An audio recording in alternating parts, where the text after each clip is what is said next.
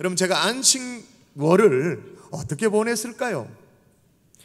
첫 보름은 정신없이 원고 마무리한다고 이거 수정 작업, 그리고 검토 작업, 계속 출판사하고 이메일을 주고받으면서 뭐 그렇게 했죠. 제가 알고 봤더니요, 제가 국어 실력이 딸리는 거 있죠.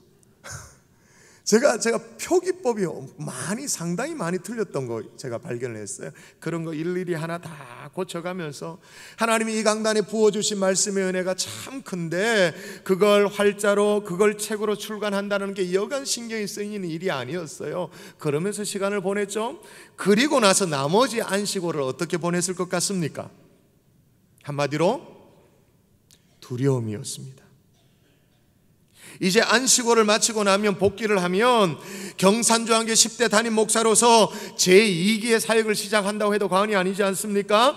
정말 모든 장로님들이, 모든 중직자들이, 모든 성도들이 나만 빤히 이렇게 쳐다보고 있을 터인데, 내가 이들의 기대를 어떻게 채울 수 있을까? 내가 어떻게 사역을 해야 되나? 뭔가 기대를 하고 계실 터인데 내가 어떻게 해야 되나? 과연 나는 그 기대에 부응을 할 수 있는가? 그리고 이 강단을 비운 지난 한 달 동안 한국교회 정말로 내노라 하는 선교사님들이 와서 말씀을 전해주셨잖아요. 총신의 교수님이 와서 말씀을 전해줬잖아요. 저보다 훨씬 별난 양식으로, 맛난 음식으로 꼴을 먹여주셨는데 나는 뭐 맨날 그냥 된장찌개 같은 맨날 먹는 거, 그런 말씀으로 양떼들의 어떤 영혼의 만족을 채울 수 있을까 걱정이 태산이었습니다. 해 아래 새로운 것도 없고 정말 새로운 아이디어도 없는데 어떻게 하면 좋나? 성도들의 기대를 어떻게 하면 채울 수 있을까? 하나님이 나를 이 자리에 세워주셨는데 하나님이 세워주신 하나님의 뜻에 맞게 어떻게 사역을 감당할 수 있을까? 이 부담감, 이 두려움은 정말 끝내줬습니다. 안식월이 끝나가는 그때 되면, 그게 지난 주간이었죠. 제가 러시아에 집회를 인도하면서도 더 그랬습니다. 심지어는요, 꿈속에 여러분이 나타나더라고요. 제가 누구라고 말할 또 할 수 있죠. 너무 선명하게 가지고 막 저를 째려보면서 막 혼내키더라고요. 저를. 꿈에도 여러분이 나타나더라고요. 러시아의 집회를 인도하는 기간 동안도 이루 말할 수 없는 이 중압감이 있었습니다. 두려움이 있었습니다. 그러면서 오늘 시편 27편을 제가 펼쳐서 읽게 되어졌죠. 여호와는 나의 빛이요 나의 구원이시니 내가 누구를 두려워하여, 여호와는 내 생명의 능력이시니 내가 누구를 무서워하리요. 여러분, 이 다윗의 시편 27편인데 지금 다윗이 두렵다라고 노래합니까? 안 두렵다고 말합니까? 다시 읽어드릴게요. 여호와는 나의 빛이요 나의 구원이시니 내가 누구를 두려워하리요. 여호와는 내 생명의 능력이시니 내가 누구를 무서워하리요. 두렵다는 거예요? 안 두렵다는 거예요? 분명히 두렵지 않다라고 얘기를 했습니다. 근데 제 마음이 그래서 그런지 몰라도 말이에요, 제가 이게 어떻게 들려지냐면, 아이고 두려워 죽겠어, 그렇게 읽혀지는 거 있죠. 희한하죠? 그저 괜찮은 척하면서, 의연한 척하면서 두려워 떨고 있는 이 다윗이 그렇게 막 적어도 저에게는 그렇게 읽혀졌어요. 왜냐하면 이 시를 쓰고 있는 이 다윗이 말이에요, 10절에 보면 내 부모는 나를 버렸다, 여호와는 나를 버리지 않았다, 이렇게 말하고 있는 걸로 봐서, 청소년 시절에 실제로 그랬잖아요. 다윗이 부모로부터 거의 버림받았잖아요. 뭐 막내 취급당하고 뭐 그냥 뭐 아무도 알아주지 않고 거들떠 보지 않고 그런, 거의 버림받다시피 했잖아요. 그리고 2절에 보니까 나의 원수들인 그들은 실족하에 넘어졌다. 아니 청소년 시절에 원수, 뭔가 다윗이 골리앗과 싸웠지, 그때 얘기구나라고 감을 잡았습니다. 그렇게 감을 잡고 읽어 내려가는데 9절에 이런 대목이 나와요. 제가 한번 읽어볼게요. 주의 종을 놓아여 버리지 마소서. 주는 나의 도움이 되셨나이다. 나의 구원의 하나님이시여 나를 버리지 마시고 떠나지 마소서. 기도하고 있어요. 그리고 12절에 뭐라고 합니까? 같이 한번 읽어볼까요? 내 생명을, 시작, 내 생명을 내 대적에게 맡기지 마소서. 위증자와 악을 통하는 자가 일어나 나를 치려 함이니이다. 실로 다윗도 어떻게 했던 겁니까? 두려웠던 거죠. 괜찮은 것 같지만 실은 다윗도 좀 떨고 있구나라고 그렇게 제가 좀 생각을 했어요. 거기다 같은 내용, 똑같은 내용을 담고 있는 시편 55편에 보니까 이렇게 얘기했어요. 다윗의 마음에 솔직한 속내가 나오죠. 두려움과 떨림이 내게 이르고 공포가 나를 덮었도다. 이제 알게 되어지는 거죠. 다윗은 실은 두려웠구나. 실은 마음이 쫄렸구나. 그러니까 제가 이해가 되는 거 있죠. 사무엘상 17장에 보면 지금 골리앗과의 싸움 얘기를 지금 하는 시니까 17장에 보면 골리앗에 대한 묘사가 너무 자세하게 나와요. 골리앗이 쓴 투구, 갑옷, 무기, 무려 2m 95에 달하는 그 키의 사이즈까지, 등치까지 왜 그렇게 자세히 기록하고 있는가? 다윗이 실은 두려웠구나. 실은 내심 무서웠구나. 그러니까 성경에 그렇게 자세하게 기록하고 있구나 라는 생각이 들게 되었습니다. 여러분에게도 이런 두려움이 몰려올 때가 없습니까? 나를 쳐다보고 있는 시선이 막 느껴질 때, 내 가족들은, 내 자식들은, 내 남편은 나만 빤히 쳐다보고 있고, 여러분 이제 오는 주간에 말이에요, 여러분의 자녀들이 여러분을 빤히 쳐다볼 거예요. 두 손을 이렇게 내밀면서. 어떻게 해야 돼? 그럼 세뱃돈 어떻게 하겠어요? 괜히 또 5만 원짜리가 생겨가지고는 이걸 또 이게 뭉칫돈이 막 나가게 생겼네. 어떻게 해요? 괜찮은 척하고 있지만 두려움과 떨림이 내게 이르고 공포가 나를 덮었다고, 나도 그렇게 공포 이렇게 고백되어지는 두려움의 순간이 있잖아요. 다윗도 우리와 별반 다를 바가 없었어요. 똑같은 인간이었어요. 그래서 오늘 저는 이 다윗의 이런 진솔한 모습, 이거 살피면서 우리 속에 있는 이 두려움, 이거 어떻게 해야 될지 말씀의 권면을 잘 살펴보고자 합니다. 오늘 성령께서 우리 각자에게 들려주는 주의 음성 다 드러내는 하나님의 종들 될 수 있기를 주의 이름으로 축원합니다. 축원합니다. 함 따라 하십시다. 속에 있는 두려움과 맞서라. 두려움과 어떻게 하라고요? 맞서라.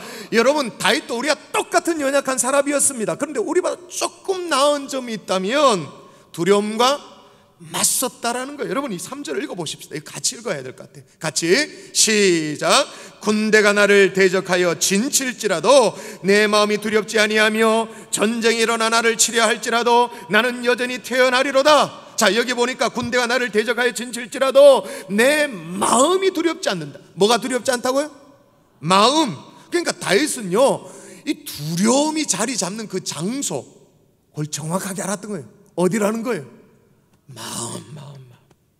제가 이번에 안식월을 보내면서 러시아에, 여러분 기도해 주셨죠? 코스타 집회를 인도하고 왔는데 러시아에 가니까요, 현재 선교사님들하고 목사님이 얼마나 알뜰하게 스케줄을 짜놨는지. 저는 러시아에 코스타 집회를 인도하러 갔는데 그 집회를 마치고 집회를 두 번의 집회가 더 있도록 스케줄을 잡아놓은 거예요. 모스크바 집회하고 레닌그라드 집회하고. 저에게 그렇게 연락이 왔길래 저는 또 말씀을 섬기려고 가는 입장이니까 최선을 다해서 섬기겠습니다. 괜찮습니다. 제가 열심히 섬길게요. 이렇게 했어요.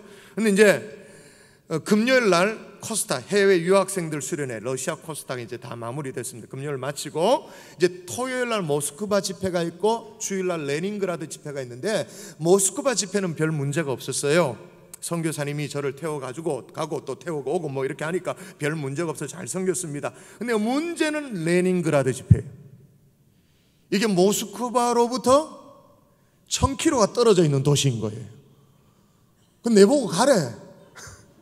1000km 여러분 감이 안 오죠? 아마 부산에서 출발하면 아마 신의주 넘어갈걸요? 1000km 같으면.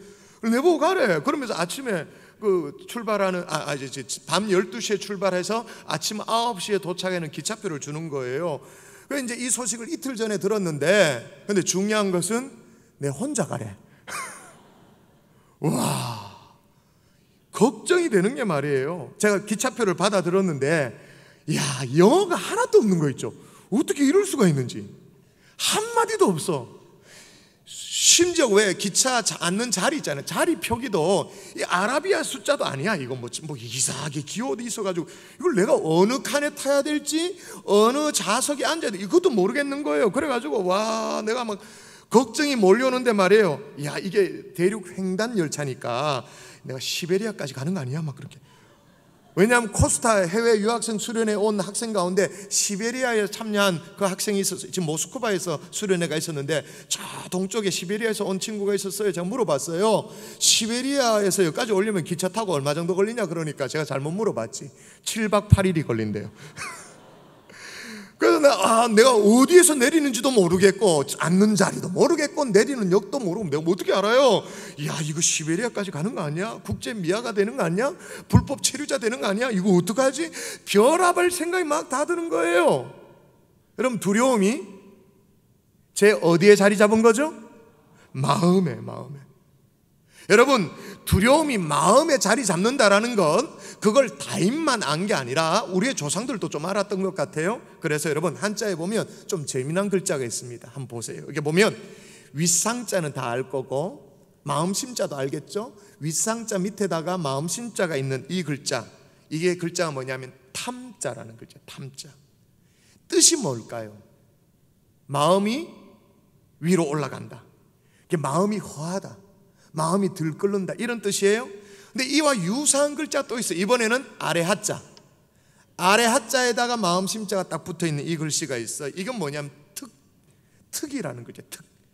자, 이번에는 이 뜻이 뭘까요? 대답해 보세요. 마음이 밑으로 떨어진다, 낙심한다, 마음이 꺾인다, 마음이 풀이 죽는다, 뭐 그런 뜻이에요.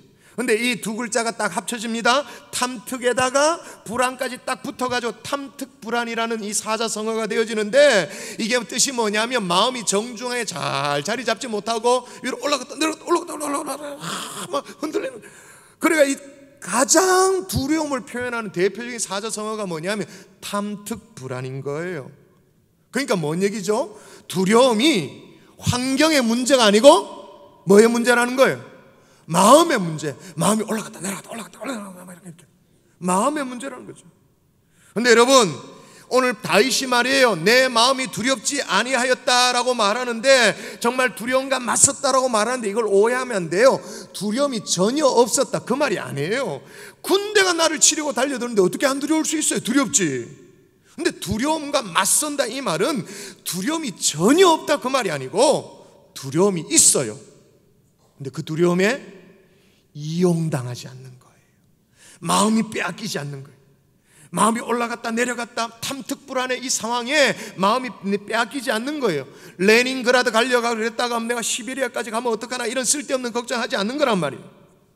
그래서 3절 말미에 이렇게 말합니다. 자, 보세요. 전쟁이 일어난다 그래요. 그런데 중요한 말이 있어요. 같이 한번 읽습니다. 전쟁이 시작. 전쟁이 일어나 나를 치려할지라도 나는 여전히 뭐 하리라? 태어나리라. 마음 안 빼앗긴다 그 말인 거예요. 두려움이 있지만, 전쟁이 일어나지만 그 두려움이 내 마음을 점령하도록 그렇게 내버려 두지 않는다. 나는 여전히 태어나리로다. 두려움이 없다는 게 아니에요. 있지만 내 막 심장이 쿵쾅거리고 어쩔 줄을 몰라가지고 불안해하고 탐특불안, 그렇게 되어지지 않는단 말이에요. 오늘 본문을 예전 번역에 이렇게 말했습니다. 오히려 안연하리로다.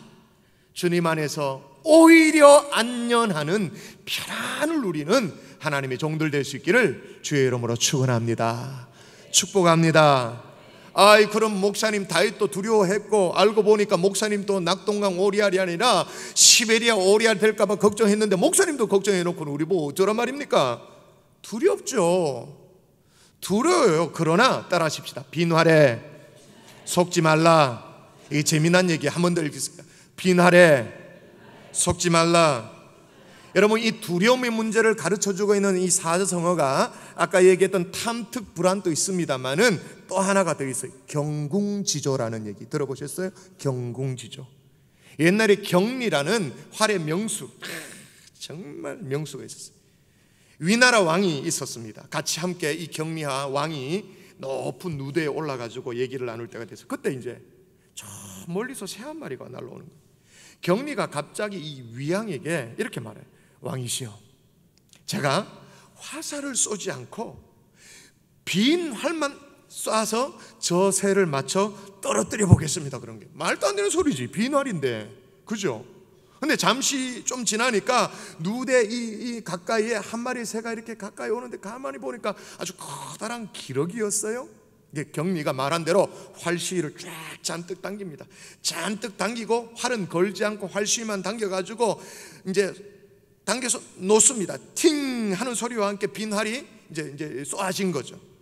근데 신기하게도 말이에요, 이 기러기가 말이에요, 마치 화살을 맞은 것처럼 하늘 위로 쫙 솟구치더니 조금 있으니까 땅에 뚝 떨어지는 거예요. 이걸 보고 위왕이 놀라가지고는 이야 감탄을 하는 거예요. 막 감탄을 하니까 이 경리가 설명을 합니다. 왕이시여, 제가 무슨 특별한 신공이어서 빈 활로 활을 떨어뜨린 게 아닙니다. 그 새를 떨어뜨린 게 아닙니다.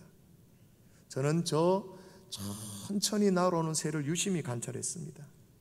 술 피우는 것을 봤고 자세히 살펴보니까 전에 입었던 화살의 상처가 여전히 있다는 걸 제가 알았습니다. 상처도 아물지 않았고 두려움도 아직 가시지 않았던 것입니다. 그러자 갑자기 활시위를 당기는 소리를 듣게 되자 이 새는 격한 두려움에 휩싸여가지고 우선 화살을 피하겠다는 생각으로 하늘 높이 솟구쳤던 것입니다. 근데 갑자기 하늘 위로 올라가니까 아물지 않았던 이 상처가 터져서 날개가 힘을 잃어서 떨어진 것입니다. 추락하게 된 것입니다. 이 얘기에서 시작된 사자성어가 경궁지조, 활의 놀란새라는 사자성어, 경궁지조. 여러분, 경궁지조가 우리에게 교훈하는 바가 뭐예요? 다시 한번 따라할까요? 빈활에 속지 마라. 빈활에 속지 마라는 게 아무것도 아닌데 두려워 쫄지 마라, 그 말인 거예요. 여러분, 제가 시베리아 안 가고 경산에 왔잖아요. 1000km 떨어진 지금 생각해도 좀 그렇더라고요. 밤 12시에 기차를 탔는데 말이에요, 아침 9시에 이제 도착한대요. 도착한다는데 제가 그 전에 뭘 들었냐면 한국 사람 여권 있잖아, 한국 사람 패스포트, 이게 러시아에서는 3,000만 원에 거래야 된대요. 이제 밤 열차니까 이게 자면서 가는 열차예요. 이걸 어떻게 해야 되나, 이걸 여권을 이거 잃어버리면 큰일 나는데, 이거 내가 그러면 진짜 미아가 돼. 어떡하냐, 이거 뭐 그런. 그리고 또 더 중요한 것은 이제 9시간 가는 기차니까 밤새도록 가고 이제 9시쯤 되면 이제 레닌그라드에 도착한다고 그러는데, 내가 혹시나 잠깐 졸았다가 지나가면 어떡하나 걱정인 거예요. 원래는 이 밤에 잠을 자고 그 다음날 이제 주일날 집회를 쭉 진행하도록 되어 있었는데, 제가 잠을 잤을까요, 못 잤을까요? 완전 토끼 눈 캐가지고. 근데 자, 걱정이 다 쓸데없는 걱정이었습니다. 제가 어느 자리에 앉아야 될지 몰랐다 그랬잖아요. 어떻게 했냐면 선교사님이 저를 밤 12시에 기차역에 데려다주고 내려가지고, 목사님 따라오세요, 요 칸입니다, 요 자리입니다, 요게 목사님 자리입니다, 안내를 딱 다 해주더라고요. 밤 9시, 이제 아침 9시 되니까 어디 뭐 레닌그라드에 도착했겠죠. 어디 도착하니까 누가 이렇게 올라타고 제가 있는 곳에 와서 김종훈 목사님이시죠? 저를 에스코트 하더라고요. 별 희한한 걱정을 다 해요. 그리고 또 제가 여권 잃어버릴까 봐 걱정이었잖아요. 근데 알고 보니까 이게 침대차였거든요. 침대차인데 이렇게 안에서 문을 닫고 문고리를 걸면 밖에서 아무리 열어도 못 들어오는 거였어요. 나중에 알고는 내가 얼마나 억울했던지. 내가 그거 문 닫고 잤으면 됐는데. 그리고 잠을 깨운다고 주일날 아침에 커피를 3잔씩 먹고 이래가지고 눈 빨가 해가지고 설교하고, 하나님 은혜로 설교를 다 하긴 했습니다만은, 제가 무슨 얘기를 해요? 빈 활에 속지 말라, 그 말이에요. 다윗은요, 두려움으로부터 마음을 지킬 수 있었던 이유는 이 빈 활에 속지 않았던 거예요. 분명히 대적들이 진을 쳤습니다. 전쟁이 일어났습니다. 나를 치려고 달려드는 건 맞아요. 그런데 이 대적들이 말이에요, 이건 완전 허당이다라는 걸 이 다윗이 다 알았던 거예요. 자, 보세요, 뭐라고 말하는지. 자, 이 대적들 원수들이 어떤 자였는지 한번 보세요. 한번 읽어볼까요? 시작. 악인들이 내 살을 먹으려고 내게 왔으나 나의 대적들, 나의 원수들인 그들은 실족하여 넘어졌도다. 자, 앞에는 무시무시합니다. 악인들이 내 살을 먹으려고. 야, 얼마나 살 떨리는 얘기예요. 살을 뜯어 먹으려고 내게 달려왔다는 거예요. 그런데 알고 보니까 그 원수가, 대적들이 어떤 자들하고 실족하여 넘어졌다. 다 자빠져 있더라는 거예요. 다 넘어진 자들이라는 거예요. 숫자가 많고 적은 거 그게 문제가 아니고, 그들이 얼마나 나를 죽이려고 이를 갈고 달려드냐, 그거 중요한 게 아니고, 알고 봤더니 다 실족하여 넘어져 있는 허당들이더라. 빈 활이더라. 다윗이 깨달았던 거예요. 여러분, 다윗에게 있어서 골리앗이 말이에요, 이제 이 골리앗 전쟁하는 이 시편이잖아요. 어느 정도로 빈 활이었냐면, 다윗이 골리앗과 싸울 때 뭘 들고 나갔어요? 물맷돌 5개. 그죠? 물맷돌 5개를 던져서 탁 하는데, 첫 번째를 쫙 던졌어요. 던졌더니 골리앗까지 안 날아가. 중간에 뚝 떨어졌어요. 두 번째 물맷돌을 던졌어요. 날아가긴 가는데 이게 비켜나가는 거예요.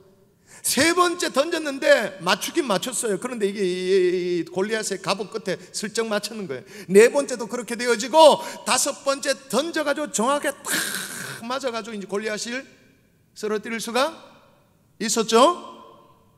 아멘 하면 어쩌자는 거예요. 성경에 그런 거 없어요. 아멘이 아니지. 몇 번 만에?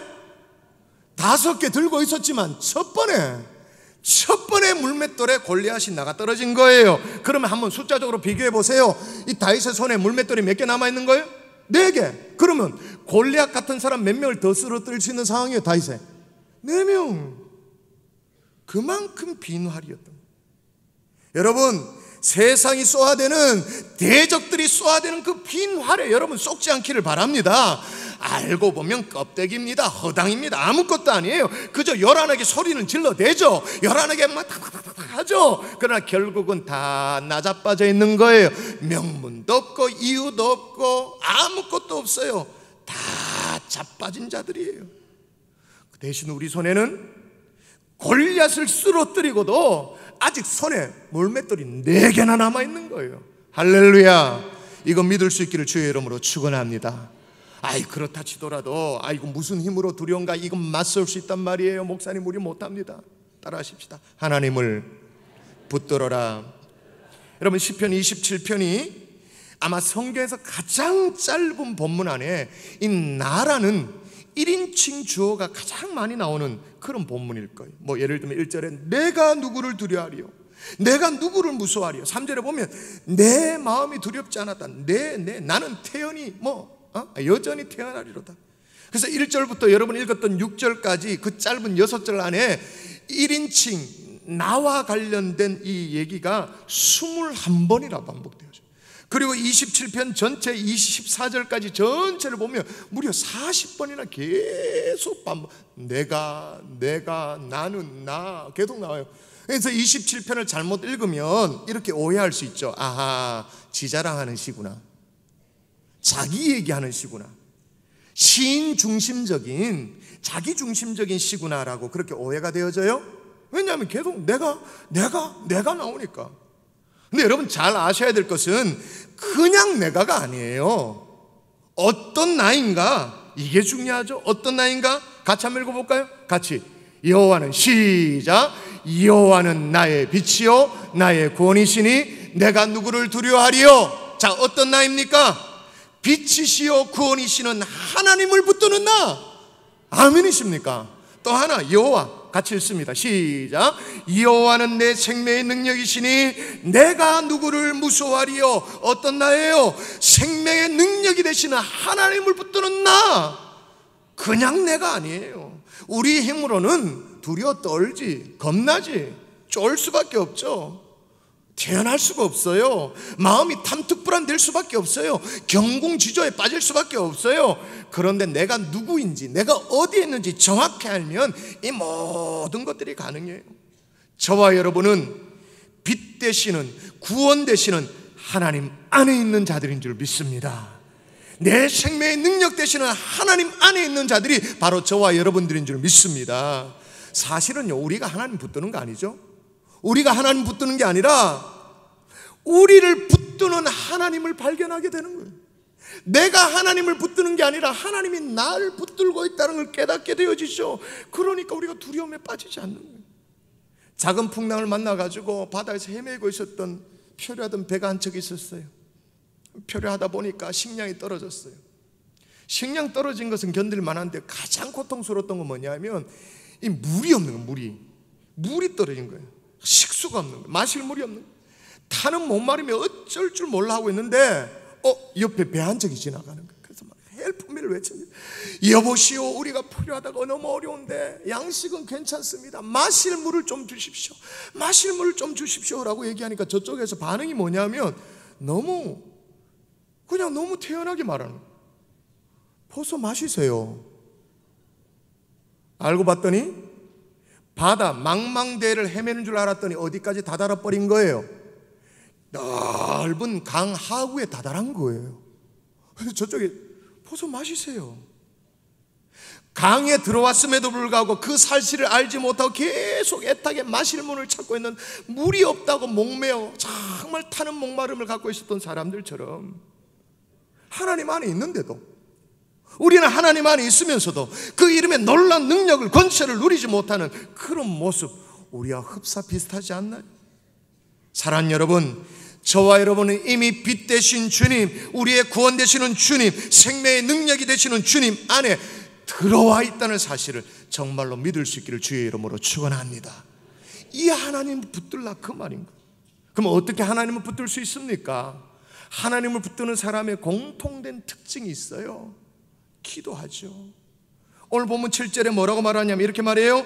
여호와여, 내가 소리내어 부르짖을 때 들으시고 또한 나를 긍휼히 여기사 응답하소서. 뭐 하고 있는 거예요? 기도하고 있는 거잖아요. 8절에 보면 주의 얼굴을 찾는다 그렇게 말합니다. 하나님 붙들기를 소원하는 사람 뭐 하느냐? 기도하죠. 기도. 오늘 시편 27편이 다윗이 골리앗을 쓰러뜨린 그 사건 전후의 시편이라고 말했는데, 여러분, 다윗이요 골리앗을 어떻게 쓰러뜨린 거예요? 물맷돌로 쓰러뜨린 건 맞죠? 근데 제가 보기에는 물맷돌보다 먼저 날아간 게 있네요. 먼저 날아간 거 제가 한번 읽어볼까요? 너는 칼과 창과 단창으로 내게 나아오거니와 나는 만군의 여호와 이름 곧 내가 모욕하는 이스라엘의 군대 하나님의 이름으로 내게 나아가노라. 여호와의 구원하심이 칼과 창에 있지 아니함을 이 무리에게 알게 하리라. 전쟁은 하나님께 속한 것인즉 그가 너희를 우리 손에 넘기시리라. 뭐 하고 있는 거예요? 하나님 앞에 기도하고 있다고 해도 과언이 아니잖아요. 저는 다윗의 기도가 먼저 날아가가지고는 그 기도가 골리앗을 경직하도록 만들고 약점을 노출하도록 만들고, 그 기도가 먼저 날아가가지고 물맷돌이 5개 있었습니다만 단 한 개의 물맷돌만으로도 그 약점의 정중앙을 그냥 맞춘 게 아니지. 저는 이렇게 표현해요. 물맷돌이 이 골리앗을 맞춘 게 아니고 기도가 먼저 감으로 말미암아 골리앗이 물맷돌을 빨아당겨 버렸어. 그냥 훅. 날라오는 물맷돌을 그냥 약점 빨아당긴 거예요. 그냥 다윗이 물맷돌로 골리앗을 맞춘 것이 아니라 기도가 먼저 날아가서 물맷돌이 빨려 들어간 거예요. 그냥. 할렐루야. 여러분, 기도가 먼저 날아가서 승리를 거둔 게 이것뿐만이 아니에요. 오합지졸이었던 이스라엘 백성들, 아말렉과의 전쟁을 할 때 말이에요, 그때 이상한 일이 벌어졌죠. 전쟁터에 나가 있는 사람은 여호수아 그리고 그의 장수들이었습니다. 병사들이었습니다. 근데 그 전쟁의 승패가 어디에서 갈라졌냐 하면, 여러분, 그 유명한 출애굽기 17장 11절 읽어볼까요? 전쟁이 어디에서 승패가 났는지. 시작. 모세가 손을 들면 이스라엘이 이기고 손을 내리면 아말렉이 이기더니, 여호수아가 얼마나 용맹하냐, 그거는 성경에 한 줄도 기록하지 않아요. 여호수아가 몇 명의 병사를 거느리고 나아갔느냐, 그건 기록하지 않아요. 기록하고 있는 건 뭐냐면, 모세가 손을 들면, 이 뭐예요? 기도하면 이스라엘이 이기고 손을 내리면 아말렉이 적군이 이겼더라. 여러분, 뭐가 먼저 날아가서 승리하게 된 거예요? 여호수아의 칼입니까? 아니면 모세의 기도입니까? 모세의 기도가 먼저 날아간 거죠. 여러분, 야곱 아시죠? 야곱이 아주 약삭빠르게 형을 사기쳐가지고 장자 그거 다 빼앗아가지고 그렇게 했죠. 나중에 이제 형 에서 하해하려고 말이에요, 이제 고향으로 돌아오는 그런 상황 속에 이걸 어떻게 해야 되나 싶어가지고 형의 환심을 살려고 마음을 먹습니다. 그래서 제일 먼저 그냥 예물을 잔뜩 실어가지고 앞서 보내죠. 형 에서의 마음을 좀 누궈뜨리려고. 옛날에 사기치고 그래서 누러뜨리려고 그렇게 했어요. 근데 이것도 안 통하는 거예요. 그리고 식솔들을 앞서 보내, 이것도 안 통해요. 그러니까 야복 강가에서 나루터에서 말이에요, 하나님 앞에 매달려 기도하는 거예요. 생명을 걸고 기도해요.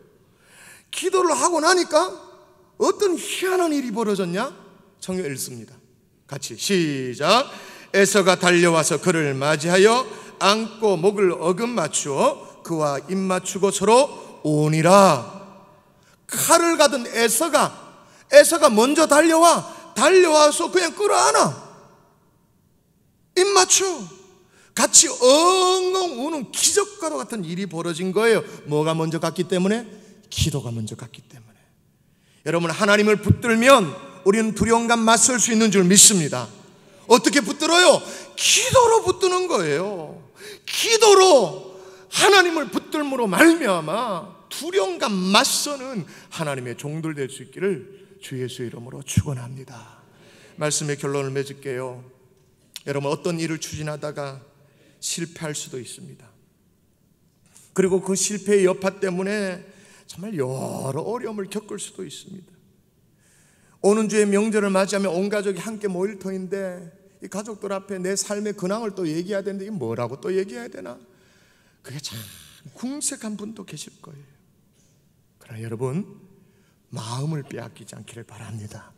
저처럼 뭐 까딱 잘못해가지고 아이고 안식을 마치고 돌아가서 설교를 어떻게 해야 되나, 사역을 어떻게 해야 되나, 어떻게 교회를 이끌어가야 되나, 내가 이 대형교회를 어떻게 이끌어갈 수 있나, 그거 걱정과 두려움에 빠지니까 말이에요, 오늘 멀쩡히 시편 27편이 말이에요, 분명히 그랬잖아요.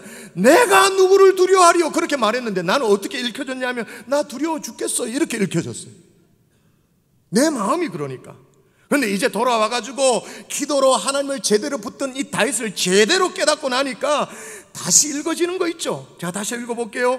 여호와는 나의 빛이요 나의 구원이시니 내가 누구를 두려워하리요. 여호와는 내 생명의 능력이시니 내가 누구를 무서워하리요. 할렐루야. 여러분, 여러분의 기도로 하나님을 붙들 수 있기를 주의 이름으로 축원합니다. 아니, 더 정확하게 말하면 기도 가운데 하나님 앞에 나아가면 기도 가운데 이미 여러분을 붙들고 계시는 하나님을 발견하게 될 거예요. 그럼 담대해지죠. 아니, 똥개야 짖어라, 쇠바트는 달린다, 이 잡것들아 그냥 덤벼라 되어지는 거죠. 담대해지는 거예요. 그러면 그렇게 기도하면 어떤 믿음이 생기는지 이 마지막 한 절 읽고 마무리하겠습니다. 같이 읽겠습니다. 시작. 내가 산자들의 땅에서 여호와의 선하심을 보게 될 줄 확실히 믿었도다. 너는 여호와를 기다릴지어다. 강하고 담대함의 여호와를 기다릴지어다. 할렐루야.